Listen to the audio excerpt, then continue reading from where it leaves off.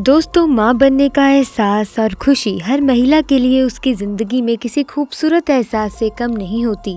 हर महिला चाहती है कि वो इस खूबसूरत से पल को महसूस करे, लेकिन कुछ महिलाएं ऐसी भी हैं जिनको ये सुख नसीब ही नहीं हो पाता, या यूँ कहें कि उनकी लाख कोशिशें करने के बाद भी वह मन्नतों के धागे बांधने से भी कुछ नहीं हो पाता। दोस्तों, एक तरफ जिन महिलाओं को इस सुख की प्राप्ति होती है वो अपने आप को पूर्ण और भाग्यशाली समझती हैं, और वहीं दूसरी तरफ जो महिलाएं इस सुख से वंचित रह जाती हैं वो अपने आप को दुर्भाग्यशाली समझती हैं, क्योंकि जो महिलाएं या शादीशुदा जोड़ों को संतान की प्राप्ति नहीं होती, उन्हें न केवल बाहरी लोगों की बल्कि अपने ही घर वालों के लाख ताने और बातें सुननी पड़ती हैं, जिसकी वजह से वो अपने आप को दुनिया का सबसे दुर्भाग्यशाली इंसान समझते हैं। दोस्तों, ऐसी ही कहानी से हम आपको रूबरू करवाने जा रहे हैं। दोस्तों, एक लड़की की शादी को 7 साल का अरसा बीत गया, मगर वे औलाद की नेमत से महरूम थी। इसके खानदान और दोस्तों में भी जितने भी इसके साथ की लड़कियां थी, वे सबको कोई 2, कोई 3 और कोई 4 बच्चों की मां बन चुकी थी। इस लड़की की बहुत हसरत थी कि अल्लाह इसकी गोद भी भर दे, लेकिन किसी से कुछ नहीं कहती थी, लेकिन दिल ही दिल में अल्लाह से दुआ मांगा करती थी कि या अल्लाह मुझे भी ये खुशियाँ दिखा दे। दोस्तों, इस लड़की की सारी सहेलियां, यहाँ तक कि इसके ससुराल में जितनी शादियां इसके बाद हुई थी, वे सब साहिबे औलाद हो चुकी थी। जहाँ इस लड़की को ससुराल वालों की चुभती नज़रों और चुभते सवालों का सामना करना पड़ता था, वहीं वे खुद भी हर पल अपनी सूनी गोद की वजह से दुखी और परेशान रहती थी। उसने हिम्मत करके अपना चेकअप भी करवाया, लेकिन ये चीज़ देखकर उसे और भी ज़्यादा तकलीफ़ होती कि उसकी रिपोर्ट में भी डॉक्टरों ने तकरीबन नाउम्मीद जाहिर की है, जिसकी वजह से वे हर वक्त दुखी रहने लगी। मगर दिल में एक उम्मीद भी रहती थी, अगर अल्लाह चाहे तो कुछ भी नामुमकिन नहीं है।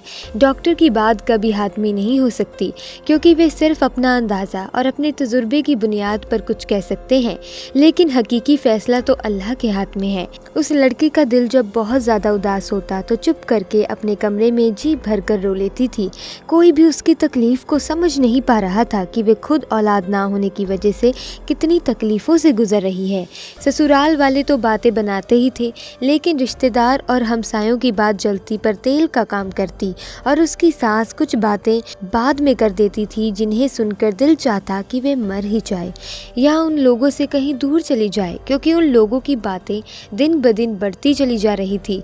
लेकिन उसे उम्मीद थी तो सिर्फ अल्लाह की जात पर। ना नमाज में रो रो कर बस अल्लाह से एक ही फरियाद करने लग गई, उसे औलाद की नेमत जवाब दे। जैसे जैसे लोगों के ताने बढ़ रहे थे, उसी तरह उसकी इबादत भी बढ़ रही थी। वे बस अल्लाह की रहमत की आस में थी कि कब उसकी दुआ कबूलियत के दर्जे पर फाइल्स होती है। वक्त गुजरने के साथ साथ जब उसकी देवरानी के यहाँ चौथे बच्चे ने जन्म लिया, तो उसकी सास ने तो उस पर तानों की बरसात कर दी और कहा कि तू तो बांझ है, मेरा बेटा भी बेऔलाद रहेगा। आखिर मेरे बेटे का कसूर क्या है, उसे ये बांझ कहाँ से पल्ले पड़ गई। एक दिन वे अपने देवर के बच्चे को गोद में लेकर प्यार कर रही थी कि ना जाने उसके दिल को क्या हुआ। वे बच्चे को वहीं लेटाकर अपने कमरे में आई और ऐसा रोई कि सब घर वाले जमा हो गए। दोस्तों, उसके दिल की हालत किसी ने नहीं समझी, और उसके दिल की हालत को समझे बिना ही सब ये सोचने लगे कि देवर के बच्चों से जलती है, अपनी औलाद नहीं है ना, इसीलिए रोती है ये। मगर उन जाहिलों को कौन समझाता, अल्लाह ताला ने तो उसको ऐसा दिल दिया ही नहीं जो किसी से जलने वाला हो। वे तो उन लोगों में से थी जो अपनी खुशियाँ भी किसी और की झोली में डाल दे, जो अपने मुँह का निवाला दूसरों के मुँह में डाल दे। वे तो बच्चे को प्यार करते वक्त अपनी सूनी गोद से इस कदर दिल गिरफ्तार हुई, खुद पर काबू न रख सकी, और आज उसके आंसू भी सारे बंधन तोड़कर बहने लगे। बस उसका एक शौहर था जिसने उसे कभी ताना नहीं दिया था। उसका शौहर उसे दिलो जान से प्यार करता था, उसकी ख्वाहिश को समझ सकता था, लेकिन वे क्या करता, उसके हाथ में कुछ भी नहीं था। एक दिन किसी ने कहा कि अपने शौहर के भी टेस्ट करवाओ। पहले तो इस बात पर बहुत हंगामा हुआ, लेकिन फिर बाद में उसके शौहर ने कहा कि टेस्ट करवाने में क्या हर्ज है। उसके शौहर का टेस्ट करवाया गया। जब रिपोर्ट आई तो ठीक नहीं थी, फिर तो घर में एक तूफान ही आ गया। सब कहने लगे कि अब इस लड़की को फारिग करो, हम तुम्हारी दूसरी शादी करेंगे। लेकिन उसका शौहर किसी भी सूरत में भी उसे तलाक देने को तैयार नहीं था। शौहर की मोहब्बत में एक ज़रा बराबर भी कमी नहीं आई थी। उसने कहा कि अगर अल्लाह को मंजूर होगा तो हमें औलाद ज़रूर होगी, और अगर अल्लाह को मंजूर नहीं है तो हम इस पर भी अल्लाह के शुक्रगुजार हैं। उसने अपने शौहर से कहा कि आप दूसरी शादी कर लीजिए, मगर वे अपनी बीवी से बहुत प्यार करता था, इसीलिए किसी भी सूरत में नहीं माना। एक दिन उसकी सास ने बहुत लांग तान की, यहाँ तक कि ये कह दिया कि तुम चाहती क्या हो, तुम चाहती ही नहीं कि हमारे घर खुशियाँ आएँ, मेरे बेटे का भी कोई वारिस हो, तुम बद ज़हनी ही नहीं बद दिमाग भी हो। सास की जली कटी बातें सुनकर वे बहुत परेशान हुई और उसने वज़ू किया और नमाज के लिए खड़ी हो गई। तब दुआ के लिए हाथ उठाए तो ऐसी दिक्कत तारी हुई कि कुछ ना बोला जाए, और वे कुछ भी बोल नहीं पा रही थी। फिर सजदे में गिरकर अल्लाह से फरियाद करने लगी, या अल्लाह, अगर तूने मुझे बेऔलाद रखना है तो तूने मुझे इस दुनिया में औरत के रूप में भेजा ही क्यों?